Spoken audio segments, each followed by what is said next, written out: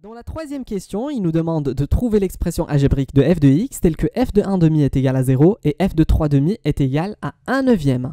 Alors, c'est-à-dire f de 1/2 est égal à 0 et f de 3/2 est égal à 1/9.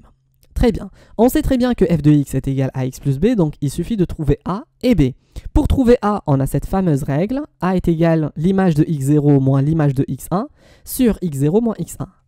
Essayons de l'appliquer ici. Alors, f de 3/2, alors je vais vous dire pourquoi j'ai choisi de commencer par f de 3/2, moins f de 1/2 sur, alors 3/2 moins 1/2. Très bien. Pourquoi j'ai choisi de commencer par f de 3/2? Parce que f de 1/2 est égal à 0, pour ne pas avoir un nombre négatif. Très bien. Donc, f de 3/2 est égal à 1/9, et puis moins f de 1/2 est égal à 0.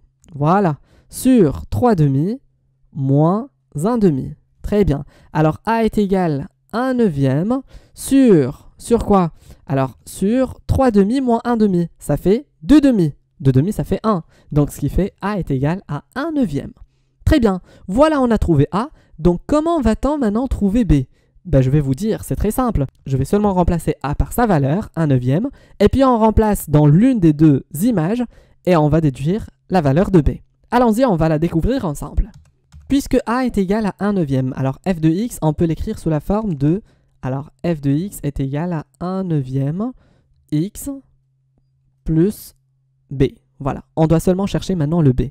On sait très bien que f de 1/2 est égal à 0. On choisit la plus simple. Alors, f de 1/2 est égal à 0.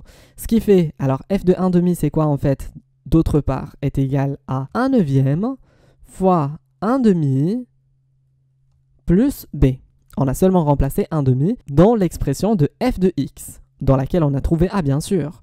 Très bien, donc on doit seulement remplacer f de 1/2 par sa valeur, c'est 0. Donc ce qui fait cette expression est égal à 0. Pourquoi? Parce que les deux sont égales à f de 1/2. Voilà. Très bien. Alors, 1/9 fois 1/2, ça fait 1/18. Plus b est égal à 0. Donc b est égal à moins 1 sur 18. Voilà, on a trouvé la valeur de b. Donc, on va seulement la remplacer dans l'expression algébrique de f de x. Ainsi, on va déduire l'expression de f. N'oublie pas de cliquer sur s'abonner pour recevoir toutes les nouveautés d'Astucia Math. Et si tu veux plus d'exercices pour décrocher de bonnes notes, visite le site web astuciamath.com. À la prochaine!